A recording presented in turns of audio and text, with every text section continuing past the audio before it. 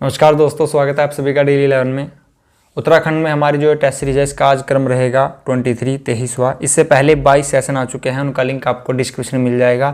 Channel की playlist में भी जाकर आप उनको देख सकते हैं। दोस्तों जो नए छात्र हैं मैं उनको बता दूं, इस टेस्ट सीरीज में 25 क्वेश्चन रहते हैं दोस्तों, 10 उत्तराखंड से, 10 जीके से, 5 हिंदी से। अंत में आप मुझे बताते हैं आपने कितने अंक अर्जित किए। कुछ छात्र हैं कि जो मैक्सिमम मार्क अर्जित करते हैं, कमेंट बॉक्स में रिप्लाई करते हैं, उन सभी को बहुत बहुत धन्यवाद दोस्तों। पहला क्वेश्चन हमारा यहाँ पर उत्तराखंड से रहेगा, उत्तराखंड का पुलिस मुख्यालय कहाँ स्थित है? तो दोस्तों उत्तराखंड की राजधानी में ही होगा, सिंपल सी बात है। करेक्ट आंसर यहाँ पर देहरादून होगा। देहरादून की स्थापना 1817 में मेरठ मंडल से अपने यहाँ हम लाए से 1975 में। देहरादून की लंबाई 75 किलोमीटर। आगे बढ़ते हैं दोस्तों। देहरादून में एक नदी है टोंस, यह उत्तराखंड की पश्चिमी सीमा निर्धारित करती है, पूर्वी सीमा निर्धारित करती है काली नदी, लंबाई 252। उत्तराखंड की सबसे लंबी नदी काली मीलम ग्लेशियर से निकलती है, पिथौरागढ़। उत्तराखंड का माननीय उच्च न्यायालय कहाँ स्थित है? करेक्ट आंसर होगा नैनीताल। मैं आपसे पूछता हूं दोस्तों, यह किसने बनाया था? तो करेक्ट आंसर होगा सर संटोनी मैकडोनाल्ड। आगे बढ़ते हैं। नेक्स्ट क्वेश्चन, डैश को उत्तराखंड का गोल्डन बॉय कहा जाता है?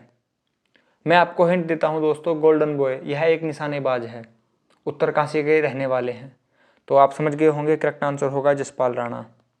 यह निशानेबाजी से संबंधित हैं और यह उत्तरकाशी के रहने वाले हैं। इनका उपनाम गोल्डन बॉय के नाम से भी जाना जाता है, जैसे कि पीटी उषा को उड़न परी के नाम से जाना जाता है दोस्तों। नेक्स्ट क्वेश्चन दोस्तों, यहाँ पर उत्तराखंड लोक सेवा आयोग के प्रथम अध्यक्ष थे? उत्तराखंड लोक सेवा आयोग के प्रथम अध्यक्ष थे, करेक्ट आंसर NP नवानी, सेवानिवृत्त IAS। ठीक है, आगे बढ़ते हैं। उत्तराखंड राज्य निर्वाचन आयोग के राज्य निर्वाचन आयुक्त कौन है वर्तमान में? तो श्रीमती राधा। यहाँ पर करेक्ट आंसर होगा ऑप्शन डी, वर्तमान में चंद्र सिंह है दोस्तों। आगे बढ़ते हैं दोस्तों नेक्स्ट क्वेश्चन की ओर। यहाँ पर दोस्तों अगर बात करें निर्वाचन आयोग या फिर चुनाव आयोग, मैंने अनुच्छेद बताया था आपसे 324। इसके अंतर्गत 3 सदस्य होते हैं, जिसमें एक मुख्य और 2 अन्य होते हैं। मुख्य न्यायाधीश की नियुक्ति या फिर अन्य न्यायाधीश की मुख्य चुनाव आयुक्त और अन्य चुनाव आयुक्त की नियुक्ति राष्ट्रपति करते हैं। अन्य चुनाव आयुक्त की नियुक्ति राष्ट्रपति मुख्य चुनाव आयुक्त की सलाह पर करते हैं, इसको भी याद रखिएगा। माननीय डैश उत्तराखंड राज्य की द्वितीय राज्यपाल थे? दोस्तों यहाँ पर ध्यान दीजिएगा, यहाँ पर प्रथम नहीं लिखा है। कुछ छात्र बहुत जल्दबाजी में रहते हैं, आंसर लगा देंगे सुरजीत सिंह बरनाला, फिर घर पर आके चेक करेंगे यार ये तो गलत हो गया। जल्दी नहीं करनी है दोस्तों। द्वितीय पूछा गया है तो करेक्ट आंसर होगा सुदर्शन अग्रवाल। प्रथम पूछा जाता तो सुरजीत सिंह बरनाला। राज्यपाल किस अनुच्छेद में बताया गया है? अनुच्छेद 153। इन सभी तथ्यों को याद रखिएगा। राज्यपाल की नियुक्ति कौन करते हैं? राष्ट्रपति। 5 साल के लिए करते हैं। यह राष्ट्रपति के प्रसाद पर्यंत ही पद धारण करते हैं। राष्ट्रपति जब चाहे इनको हटा सकता है पद से। ठीक है दोस्तों। पांडव नृत्य डैश त्योहार के समय किया जाता है? कब किया जाता है? दिवाली को। यहाँ पर होली लिखा है दोस्तों। थारू जनजाति होली को खिचड़ी नृत्य करती है। थारू जनजाति चावल से मदिरा बनाती है, जिसका नाम है जाड़। ठीक है, जाड़ एक उपजाति भी है किसकी? भोटिया की। तो कंफ्यूज मत करिएगा। जाड़ मदिरा है, थारू बनाते हैं। जाड़ एक उपजाति है भोटिया की। ठीक है, भोटिया जनजाति कौन सी है? जो ऋतु प्रवास करती है, पूर्णा नृत्य करती है। ठीक है दोस्तों। निम्न में से कौन सा म्यूजिकल इंस्ट्रूमेंट वाद्य यंत्र पूछा गया है? कुमाऊनी का हुड़का। आगे बढ़ते हैं दोस्तों। करंट अफेयर मैंने आपसे बताया, कुमाऊं का मुख्यालय नैनीताल, स्थापना 1854 में। कुमाऊं में 6 जिले हैं, कौन कौन से हैं कमेंट बॉक्स में आप बताएंगे। जिन छात्रों ने करंट का सेशन देखा होगा वह इसका आंसर कमेंट बॉक्स में जरूर देंगे। पब्लिक आर्ट इंस्टीट्यूट, मैंने आपसे काफ़ी बार बता रखा है दोस्तों, क्वेश्चन इंग्लिश में लिखा आएगा, लिपि यहाँ पर देवनागरी होगी, तो यहाँ पर लिखा गया है पब्लिक आर्ट इंस्टीट्यूट। यह इंग्लिश की शब्दावली है। पब्लिक यानी कि लोक, आर्ट यानी कि कला, लोक कला, इंस्टीट्यूट यानी कि संस्थान। तो जिन छात्रों ने हिंदी में याद रखा था तो हिंदी में तो नहीं लिखा, अब क्या होगा? पब्लिक आर्ट इंस्टीट्यूट का हिंदी रूपांतरण या हिंदी में अनुवाद कहा जाएगा लोक कला संस्थान। तो आपके याद आ गया होगा अल्मोड़ा, लेकिन एग्जामिनर ने आपके साथ ट्रिक किया है, यहाँ पर लिखा गया है पब्लिक आर्ट इंस्टीट्यूट। इस तरह के प्रश्नों के लिए दोस्तों तैयार रहिएगा। इंग्लिश और हिंदी कोशिश करिएगा कि आप दोनों में ही चीज़ों को एक बार पढ़ लें। यहाँ पर लिखा था पब्लिक आर्ट इंस्टीट्यूट यानी कि लोक कला संस्थान। आंसर मैंने आपको बताया अल्मोड़ा में। अल्मोड़ा यहाँ पर ऑप्शन नहीं है, तो करेक्ट आंसर ऑप्शन डी होगा दोस्तों। आगे बढ़ते हैं। जिम कॉर्बेट नेशनल पार्क संग्रहालय कहाँ स्थित है? जिम कॉर्बेट नेशनल पार्क 1936 में स्थापना की गई थी। स्वतंत्रता के बाद इसका नाम रामगंगा कर दिया गया था दोस्तों, लेकिन 1957 में पुनः इसका नाम जिम कॉर्बेट कर दिया गया। इसका जो क्षेत्रफल है 520 है दोस्तों, जिसमें 312 पौड़ी में, 208 नैनीताल में। पार्क संग्रहालय पूछा गया है, करेक्ट आंसर होगा कालाडूंगी नैनीताल।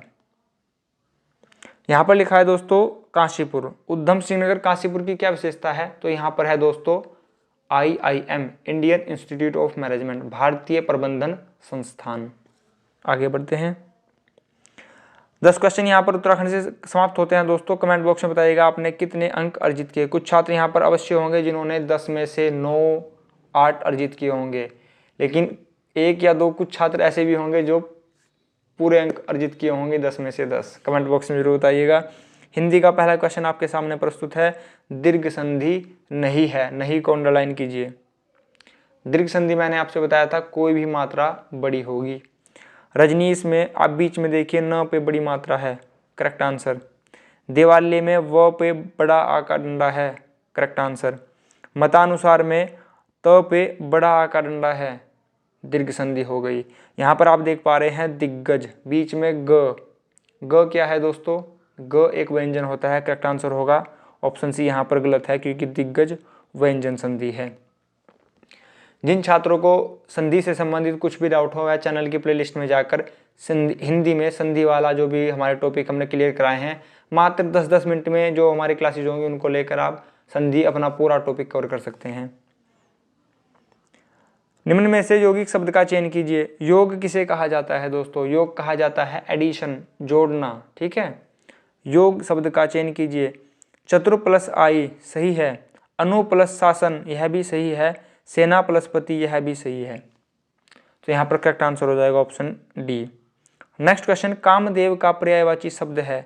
कामदेव का पर्यायवाची पूछा गया है, करेक्ट आंसर होगा दोस्तों अनंग। अंबर किसका होता है दोस्तों? आसमान का। मनोभाव में कौन सी संधि है दोस्तों? विसर्ग संधि। विसर्ग संधि मैंने आपसे बताया था इस टाइप से 2 बिंदु होंगे। आगे बढ़ते हैं। निम्न में से गुण संधि का एक उदाहरण है। गुण संधि। गुण संधि की मैंने आपको क्या ट्रिक बता रखी है दोस्तों? गुण संधि में कोई 2 अक्षर होंगे जिनसे किसी तीसरे अक्षर का निर्माण होगा। यहाँ पर देखिए सुर प्लस इंद्र में कहीं पर भी एक ही मात्रा नहीं है, लेकिन जब इनका संधि कराएंगे तो यहाँ पर एक ही मात्रा आ जाएगी। स्क्रीन पर देखिए दोस्तों। ऐसे ही सेकंड में महा प्लस उदय में जब हम इनकी संधि कराएंगे एक ही मात्रा आ जाएगी, कोई तीसरी ही मात्रा आ रही है। किसी 2 शब्दों के मेल से कोई तीसरा शब्द बने तो गुण संधि होती है। महा प्लस ऋषि में यहाँ पर आधा र आ गया, तो करेक्ट आंसर होगा ऑप्शन डी। संधि का जो भी सेशन है उसको आप देख लीजिएगा। 10 मिनट लगेंगे, ज़्यादा 10 मिनट लगेंगे दोस्तों, ज़्यादा नहीं लगेंगी, आपका संधि कंप्लीट हो जाएगा। निम्न में से व्यंजन संधि का उदाहरण दीजिए। दोस्तों व्यंजन संधि का उदाहरण दीजिए, तो बीच में कहीं पर व्यंजन के साथ ही छेड़छाड़ की गई होगी। देखिए यहाँ पर सत्य प्लस गुण तो आ गया, तो एक व्यंजन है दोस्तों। नेक्स्ट लिखा है सु प्लस आगत। यहाँ पर अ और उ से व बन रहा है दोस्तों। अ और उ से व बन रहा है, तो यह तो क्या हो गई? स्वर संधि। उमेश, यहाँ पर ए गुण संधि हो गई, तो ये संधि तो 2 लास्ट की यहाँ पर स्वर संधि है। ये करेक्ट आंसर होगा ऑप्शन ए। स्वर संधि भी 5 प्रकार की होती हैं दोस्तों। दीर्घ, गुण, वृद्धि, अयादि, यण। संधि 3 प्रकार की होती है, स्वर, व्यंजन, विसर्ग। विसर्ग संधि में दोस्तों बिंदु लगा होता है। आगे बढ़ते हैं। यहाँ पर 10 क्वेश्चन हमारे अब जीके से स्टार्ट होंगे। हिंदी में आपने कितने अंक अर्जित किए अवश्य बताइएगा। जैव प्रौद्योगिकी का प्रयोग किस क्षेत्र में किया जाता है? बायोटेक्नोलॉजी के बारे में पूछा गया है। चिकित्सा शास्त्र, कृषि, औद्योगिक किण्वन, इन सभी में जैव प्रौद्योगिकी का इस्तेमाल किया जाता है, उपयोग किया जाता है दोस्तों। निम्न में से कौन सहतूत की पत्तियों को उपयोग में लाता है? मैं आपसे क्वेश्चन पूछता हूं दोस्तों, आज के करंट सेशन में हमने चर्चा की थी सहतूत बांध, भारत और अफगानिस्तान के बीच समझौता हुआ है। आप मुझे नदी बताइए, सहतूत बांध किस नदी पर बनाया गया है? जिन छात्रों ने भी आज का करंट सेशन देखा है वह इसका आंसर जानते होंगे और कमेंट बॉक्स में जरूर बताएंगे। सहतूत की पत्तियों पर किसका पालन किया जाता है? सभी जानते हैं, रेशम कीट। आगे बढ़ते हैं दोस्तों।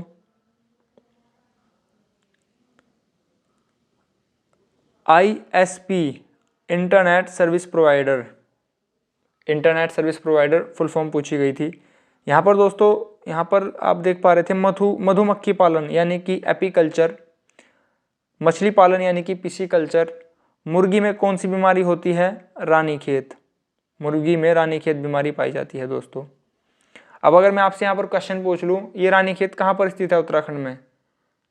तो खेत आ गया तो कहाँ होगा? अल्मोड़ा। ठीक है दोस्तों। अगर यहाँ पर खेत की जगह बाग होता तो मैंने आपसे बताया है, अगर बाग आ जाए तो नैनीताल। जो छात्र यहाँ पर रेगुलर सेशन ले रहे होंगे उनको सभी चीज़ें समझ में आ रही होंगी। हीराकुंड बांध का संबंध किससे है? तो हीराकुंड बांध महानदी पर है और यह ओडिशा में स्थित है। ओडिशा की राजधानी भुवनेश्वर, मुख्यमंत्री नवीन पटनायक। ओडिशा में सबसे बड़ी खारी पानी की झील है, उसका नाम है चिल्का। संपीड़ित प्राकृतिक गैस यानी कि CNG, कंप्रेस्ड नेचुरल गैस का मुख्य अवयव, मुख्य घटक क्या है? तो करेक्ट आंसर होगा मेथेन, CH4। मेथेन कहाँ कहाँ से प्राप्त होती है? दलदली भूमि, धान के खेत, जो जानवर या मवेशी जुगाली करते हैं, जो उनके मुंह से झाग निकलता है वाइट वाइट, उसमें भी मीथेन होती है दोस्तों। ठीक है। यहाँ पर मैंने आपसे कहा आर्द्र भूमि यानी कि वेटलैंड, तो वेटलैंड डे कब मनाया जाता है? 2 फरवरी। 4 फरवरी में कैंसर दिवस, 28 फरवरी में विज्ञान दिवस। निम्नलिखित में से किस घरेलू उपकरण में विद्युत धारा का उपयोग नहीं होता? नहीं को अंडरलाइन कीजिए, नहीं को मिस मत कीजिएगा। तो विद्युत धारा का उपयोग किस में नहीं होता? आप समझ गए होंगे, सौर कुकर में। सौर कुकर में विद्युत धारा का क्या उपयोग दोस्तों? आगे बढ़ते हैं। वॉशिंग मशीन में होता है, माइक्रोवेव ओवन में होता है, एयर कंडीशनर में होता है। संचार उपग्रह के लिए सामान्यतः उपयोग में लाई जाने वाली कक्षा कौन सी होती है? जहाँ पर भी हमारे सैटेलाइट जाके घूमते हैं दोस्तों, तो वह होती है भूतुल्यकालिक कक्षा। इंग्लिश माध्यम छात्रों के लिए जियो स्टेशनरी ऑर्बिट। यह कितनी ऊंचाई पर होती है दोस्तों, बताइए। मैं आपको ऑप्शन देता हूँ, 25,000, 30,000, 35,000, 36,000। करेक्ट आंसर होगा 36,000। आगे बढ़ते हैं दोस्तों। पिरुल किस पेड़ से पाया जाता है? पिरुल पाया जाता है चीड़ के वृक्ष से।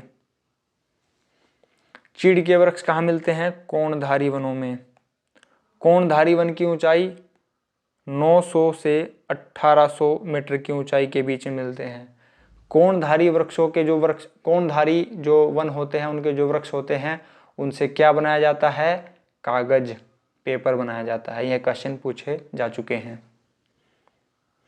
नेक्स्ट क्वेश्चन, भारत छोड़ो आंदोलन के समय वायसराय कौन थे? आंसर पे बाद में बात करेंगे, मुझे ये बताइए यह कब हुआ था? तो यह हुआ था 8-9 अगस्त 1942। ऑप्शन में अगर 8 हो तो 8 लगाइएगा, नहीं तो 9 अगस्त लगाइएगा। अगर ऑप्शन में दोनों हो तो 9 अगस्त को प्रेफरेंस दीजिएगा। आगे बढ़ते हैं दोस्तों।